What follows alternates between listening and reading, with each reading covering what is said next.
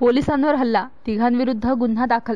चांदणी ठाणे हद्दीतील पिंपळडोळी येथील घटना। पातूर तालुक्यातील चांदणी पोलीस स्टेशन अंतर्गत पिंपळडोळी येथील मुलगी व नवेगाव येथील मुलगा या दोघांनी प्रेम प्रकरणात गेल्या काही महिन्यांपूर्वी लग्न केले, त्यामुळे मुलीच्या नातेवाईकांमध्ये संताप निर्माण झाला होता। पिंपळडोळी येथील मुलीच्या नातेवाईकांनी नवेगाव येथून पतीच्या घरून मुलीला जबरदस्तीने आणत असताना पत्नीचा घातपात करण्याच्या उद्देशाने पत्नीला नेल्याची माहिती पतीने चांदणी पोलिसांना दिली। घातपात होण्यापासून रोखण्यासाठी तात्काळ सांगळे नावाच्या पोलीस कर्मचाऱ्यांनी तात्काळ धाव घेतली असता मुलीच्या नातेवाईकांच्या हातात कुऱ्हाड होती। पोलीस कर्मचाऱ्यांनी त्यांच्या हातातून कुऱ्हाड हिसकावण्याचा प्रयत्न केल्याच्या कारणावरून मुलीच्या नातेवाईकांनी पोलीस कर्मचाऱ्यांवर दगडाने व लाथाबुक्क्यांनी हल्ला केला। ही घटना शुक्रवारी 12 जुलै रोजी घडली। दरम्यान आरोपींकडून पोलिसांना मारहाण होत असल्याचा व्हिडिओ मोठ्या प्रमाणात व्हायरल झाला आहे। या प्रकरणी चांदणी पोलिसांनी महिलेसह तिघांविरोधात विविध कलमान्वये गुन्हा दाखल केला असून दोघांना अटक केली आहे, तर या घटनेचा अधिक तपास चांदणी पोलीस करत आहेत।